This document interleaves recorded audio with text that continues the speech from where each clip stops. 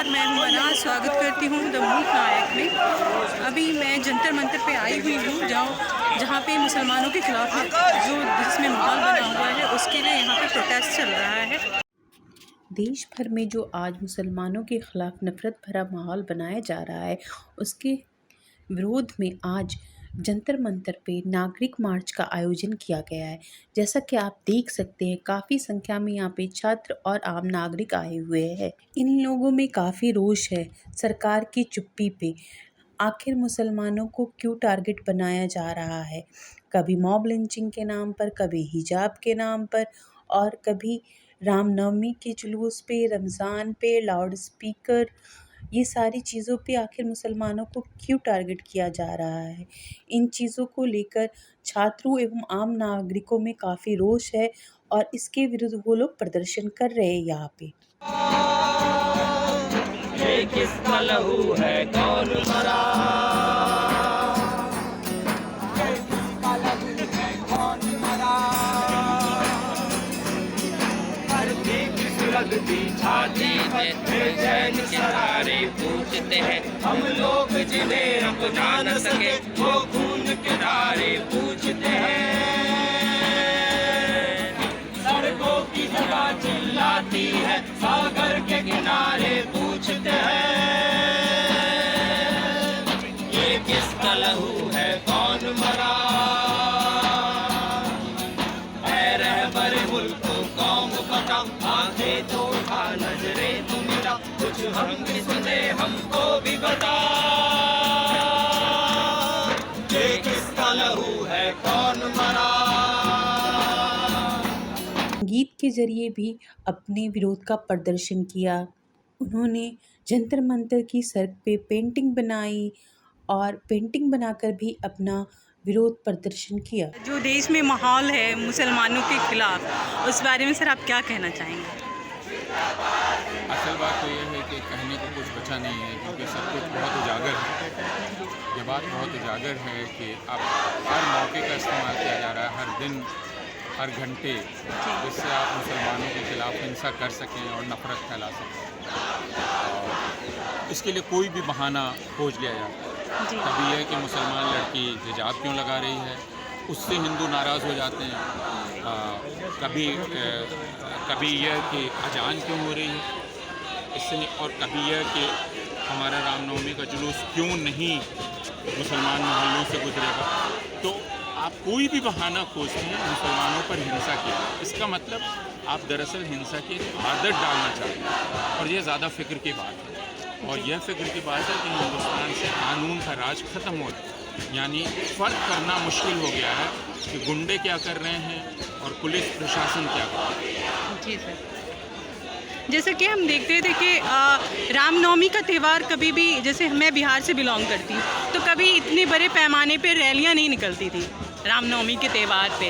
जो अब एक दृश्य देखा जाता है, तलवार लेके गमछे धारण करके लोग निकलते हैं। तो कहा ना कि मौके खोजे जा रहे हैं, मौके खोजे जा रहे हैं जिसमें आप एक समूह इकट्ठा कर सकें और उससे एक मुसलमान विरोधी हिंसा को सामूहिक बना सकें।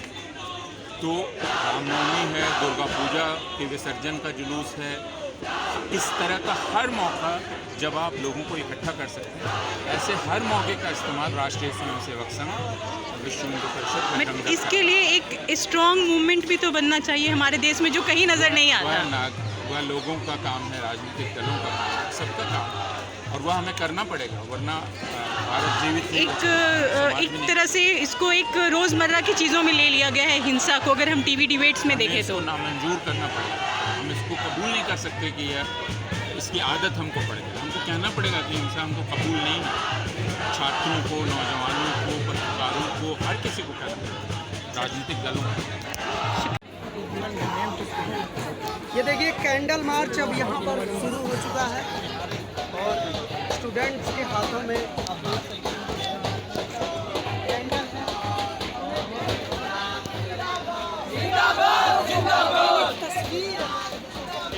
जैसा कि आप देख सकते हैं, कैंडल मार्च की शुरुआत यहाँ से हो गई है। काफ़ी सारे स्टूडेंट्स यहाँ पे जमा हुए हैं। जो मुसलमानों के खिलाफ हिंसा हो रही है और जो माहौल देश में बना है, उसके विरोध में यहाँ जंतर मंतर पे काफ़ी सारे सारे स्टूडेंट्स इकट्ठा हुए हैं और यहाँ से ये लोग कैंडल मार्च का स्टार्ट कर रहे हैं।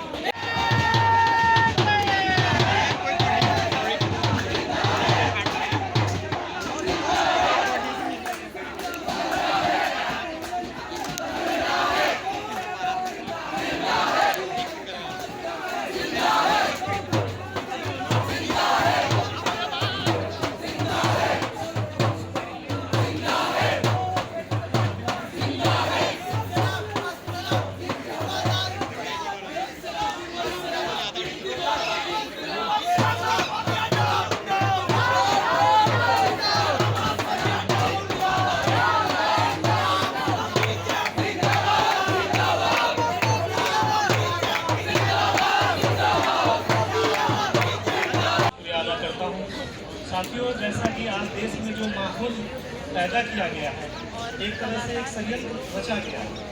ये एक समुदाय को टारगेट किया जा रहा है कि इसको मतलब जो है इस तरीके से इनको हमला करो, और जो अभी हम लोगों का जो असल मैटर है रोजगार का, शिक्षा का, स्वास्थ्य का, उसको भटकाने के लिए इन्होंने जो कदम उठा रहे हैं, ये आने वाले वक्त में एक बहुत गलत मैसेज दिया जा रहा है और एक समुदाय पे प्रहार किया जा रहा है। जिस तरीके से उत्तर प्रदेश में हो रहे हैं मुसलमानों पे, दलितों पे हमला, और ये बिहार में भी हो रहा, बिहार में मुजफ्फरपुर में जिस तरीके से हुआ है, और देश भर के अलग अलग स्टेट में जो है मुसलमानों पे एक तरह से हमला किया जा रहा है। जहाँ तक बीजेपी सरकार जो है रोजगार से भटकाने के लिए ये कदम उठा रही है। और साथी मैमूना मौला, जिनको मैंने पहले बुलाया था, उधर आप बाइक दे रही थी, उनको बुलाना चाहूँगी कि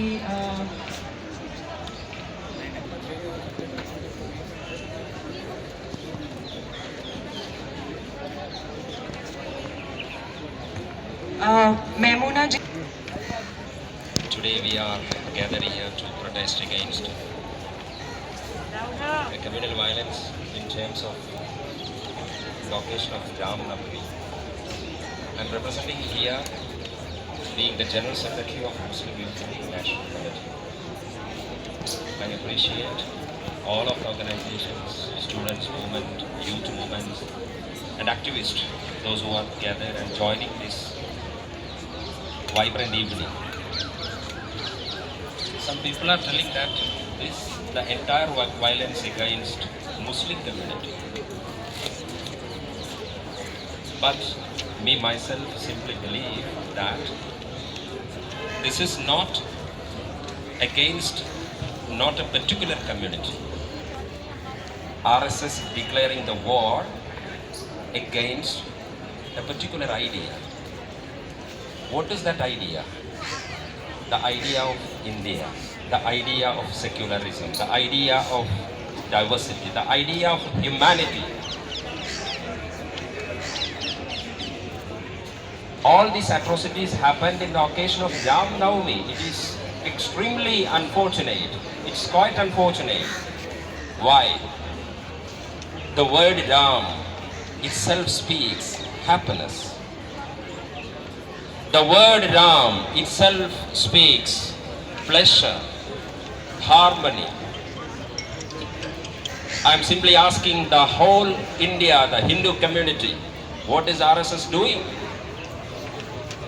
They are defaming the mythology of Hindu, the symbols of Hinduism, and the great tradition and the legacy of the India, the great civilization. Here today, this evening, the student organizations and the youth organization, the strike speaks that we are not waiting for the so-called opposition. The so-called opposition parties. Once again, I am appreciating all the student movement and the youths activists, and we are telling to BJP and RSS and the fascist regime, it is not simply possible your job. What is doing here in India? Here we can see a game. There is a game one side, Gandhi is Ram and the Godse is Ram. Gandhi's Ram versus Godse's Ram. We Youth League and MSF, we are optimistic. We believe that at the final lap, definitely, Gandhi's Ram will survive. India will survive. That is the history of the whole civilization. And जो देश में आज माहौल है मुसलमानों के ख़िलाफ़, जिसको लेकर आज प्रोटेस्ट था, उसके बारे में आप अपनी क्या राय रखते हैं? मैम देखिए, जिस तरह का माहौल कोऑर्डिनेट करा जा रहा है, ये माहौल बनाया गया है, बाकायदा स्क्रिप्ट लिखी गई है किस तरह करना है। रामनवमी का जब त्यौहार होगा उसी वक्त मुसलमानों के रमज़ान होंगे, उसी वक्त मुसलमानों को टारगेट करना पड़ेगा, मुसलमानों की मस्जिदों पे हमला करेंगे, मुसलमानों पे हमला करेंगे, उनकी प्रॉपर्टी पे हमला करेंगे। क्योंकि अगर ऐसा ना होता तो राजस्थान है, मध्य प्रदेश है, उत्तर प्रदेश है, दिल्ली है, बिहार है, सब जगह एक ही सेम सिचुएशन ना होती। तो ये जो 80-20 का खेला इन्होंने करना शुरू करा, और पहले ही आपको पता होगा बाबा ने बोल दिया था कि हम 80-20 का दिखाएंगे, 20% वालों को बताएंगे। बट आप देखें तो घटनाएं यूपी में ना होके, जैसे कि आप मध्य प्रदेश में देखेंगे या बिहार में देखेंगे, लेकिन जिस तरह से यूपी में उस तरह की कोई घटना नहीं आई नज़र के सामने हमारे। अभी ये वाली बात भी आपने सही कही कि अभी उत्तर प्रदेश में इतनी ज़्यादा हाइप होती कोई खबर नहीं है, कितनी मध्य प्रदेश से आ रही है, राजस्थान या तो वहाँ इलेक्शन होने वाले हैं आने वाले सालों में, कर्नाटक से आ रही है और बिहार से आ रही है। तो उत्तर प्रदेश में जितना टेरर मचाना था वो मचा चुके हैं। क्या इन चीज़ों को लेके मुसलमान अपने अंदर कोई डर महसूस करता है? मुसलमान तो खैर डर नहीं महसूस करता, लेकिन मुसलमान एक इंफीरियर में एक एहसास मरहूमी का शिकार है। वो इसलिए कि इनके जो हाई प्रोफाइल डिजिटल रहनुमा हैं वो सरकार की गोद में आराम से बैठे हैं, वो कुछ नहीं कर रहा है, वो ट्वीट करने को तैयार नहीं, वो सरकार से पूछने को तैयार नहीं कि आखिर मुसलमानों के लिए आप ऐसा कैसे कर सकते हैं, आप मुसलमान की प्रॉपर्टी को कैसे जला सकते हैं, आप मुसलमानों के छोटे छोटे बच्चों को किस तरह मार सकते हैं। जिस तरह पुलिस वाले बर्बरता से दरिंदगी से आपने देखा मारते नज़र आ रहे हैं, रोज़े में मारते नज़र आ रहे हैं, उसके लिए कोई खड़ा होने को तैयार नहीं है। तो ऐसा नहीं होना चाहिए था। आज जिस तरह जंतर मंतर पर आपको ऐसा लगता है कि देश में मुसलमानों को अकेला छोड़ दिया गया है? देश में मुसलमानों की जो एक आप सोचिए कि थर्ड जेंडर वाली औकात कर दी गई है कि कोई वैल्यू नहीं है, किसी चीज़ में नहीं है। एक अनाथ, एक आप कह दिए हैंडीकैप्ड वाले, कि जब इलेक्शन होता है तो तमाम पार्टी वैसे भी नहीं बोल पाती ना, क्योंकि आजकल राजनीति ऐसी हो चुकी है कि सेकुलरिज्म जो वर्ड है वो एक गाली बन गया है। नहीं, वो ये वाली बात है, अगर मुसलमानों के हक में जो भी बोलेगा वो पार्टी बर्बाद है। अब भारत में मुसलमान एक चटपटा मसाला है, कि एक ऐसा मसाला है कि जो किसी भी सब्ज़ी पे डल जाए, किसी भी खाने पे चल जाए तो स्वादिष्ट हो जाता है।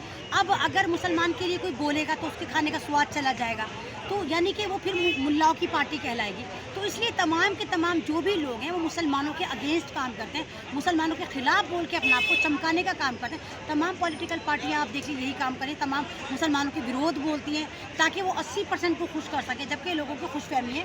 भारत में कोई 80% नहीं है, भारत में तमाम कम्युनिटियाँ अलग अलग है, तमाम कम्युनिटी का रेशियो अलग अलग है, जिसमें 20-25% मुसलमान भी हैं। चलिए, शुक्रिया मैम। हम बहुत लोग इधर आए, स्टूडेंट्स हैं, डी से, JNU से, जामिया से और अम्बेडकर यूनिवर्सिटी से, बहुत यूनिवर्सिटी, बाकी सिटीजन थोड़ा सीनियर भी लोग हैं, अबूरवरन सार हैं और बाकी लोग भी इधर आगे हैं जंतर मंदिर में।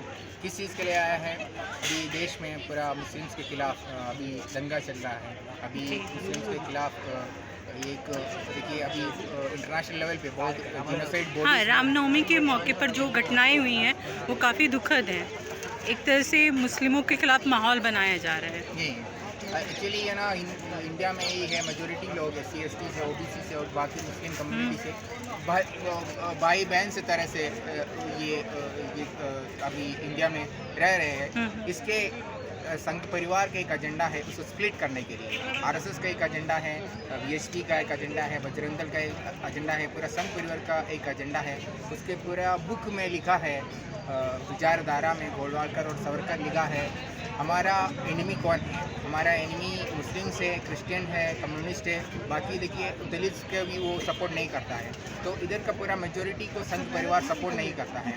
इधर अभी इलेक्शन आने वाला है, गुजरात में, कर्नाटका में और दिल्ली में अभी इलेक्शन आने वाला है, तो उसका यही है थोड़ा राइड करना और बाकी टेरर करना, अभी सोसाइटी में थोड़ा स्प्लिट करना है, इसलिए वोट मिलेगा उसको। हाँ, उनका एक्चुअल निशाना मुसलमानों पे नहीं होता, मुसलमानों पे निशाना बना के वोट बटोरना उनका निशाना है एक्चुअली, यही है। हाँ, तो कम्युनलाइज करके। कम्युनलाइज करना है। एक्चुअली अम्बेडकर ने ही बोला है मुस्लिम्स को साइड करके आप एक हिंदू मेजोरिटी बनाए। ऐसा हिंदू मेजोरिटी भी नहीं है, मतलब बाकी बहुत लोग हिंदू कम्युनिटीज तो मुस्लिम्स को सपोर्ट करता है, फिर मुस्लिम्स के अटैक करके वो बाबरी मस्जिद हो, अभी ये चल रहा है सब जगह में, मुस्लिम्स के ऊपर, मुस्लिम्स का मस्जिद के ऊपर, मुस्लिम्स का हिजाब के ऊपर, मुस्लिम्स का खाने के ऊपर ये काम कर रहा है। फिर इलेक्शन के लिए उसका हेट फैलाने के लिए सोसाइटी में उसके तो फ़ायदा मिलता है उसको। ये है कि आजकल जैसे देखा जा रहा है कि एक नॉर्मलाइज कर दिया गया है, मतलब हिंसा को नॉर्मलाइज कर दिया गया है कि हमने नारा लगाया, उन्होंने पथराव किया, इसलिए इस तरह की हिंसा हुई।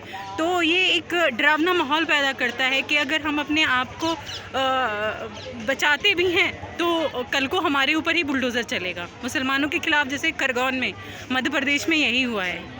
ये नैरेटिव ऐसे चल रहा है हम कुछ किया है उसके रिएक्शन में ही आया है। हाँ। ऐसा कुछ नहीं हम किया है, क्योंकि कि हम JNU से JNU में कावेरी हॉस्टल में इशू हुआ, मुस्लिम्स कुछ नहीं किया और बाकी स्टूडेंट्स भी कुछ नहीं किया है। हाँ। एक पास पूजा चल रहा है, बाकी इसी साइड में इफ्तार चल रहा है, दोनों साथ साथ चल रहा है। एक उस दिन तो बस मुस्लिम्स नहीं है, हिंदू क्रिश्चियन सब लोग नॉनवेज खाता है। हाँ। वो तो मेस का एक तरीका है, संडे में नॉनवेज आता है, मेन्यू होता है, मेन्यू होता है। उसको बंद करने के लिए क्यों काम कर रहे हैं संघ परिवार, क्यों काम कर रहे हैं ABVP? तो बस इश्यू बनाने के लिए, बस हेट फैलाने के लिए सोसाइटी में। तो इसके खिलाफ है हम, एक हमारा एक हार्मनी के, हमारे एक प्यार के पिछले कई सालों में JNU का माहौल काफ़ी ख़राब हुआ है। यही है। अभी है ना मोदी पावर में आ गया है, उसके बाद उधर का VC भी ABVP का और मोदी का सपोर्ट में था और बहुत इंसिडेंट हुआ और शर्जील इमाम के ऊपर, उमर खालिद के ऊपर, बहुत मुस्लिम एक्टिविस्ट और बाकी एक्टिविस्ट के भी ऊपर हुआ है। और बाकी कल भी देखिए वो इंसिडेंट में अभी बहुत अपेक्षा प्रियदर्शिनी, रागी, बहुत मुस्लिम्स और बाकी अलग एक्टिविस्ट के ऊपर FIR लगाया है। हाँ, मतलब जो भी एक कहते हैं सेकुलरिज्म एक गाली बना दी गई है आज के टाइम पे, ये तो ये सबसे बड़ा दुर्भाग्यपूर्ण ये है कि सेकुलरिज्म एक गाली बन गई है। अगर हम सेकुलरिज्म वर्ड यूज़ करते हैं तो लोग हमें ऐसे देखते हैं जैसे हमने कोई अब्यूज़ करा हो। ये हाँ, हमारा तो एक सेकुलर सोसाइटी है, एक सेकुलर कंट्री है। बाकी OBC SC ST और विमेन और बाकी मुस्लिम सब लोग साथ में रह के उसका एक प्यार से एक सोसाइटी में ही चल रहा था, बहुत साल से ही चल रहा था। अभी संघ परिवार के एजेंडा पावर में आ गया है, पुलिस भी उसको सपोर्ट करता है, कोर्ट बहुत अनफॉर्चुनेटली हिजाब के इशू का वर्डिक्ट देखो इसी तरह से आ गया है। थोड़ा ये अभी हमारा सोसाइटी का ड्यूटी है इसका रिवर्स करने के लिए। हमारा पुराना टाइम का प्यार का टाइम है, हमारा हार्मनी का टाइम है, उसका आगे बढ़ने के लिए, आगे करने के लिए हमारा ड्यूटी है। जी, शुक्रिया।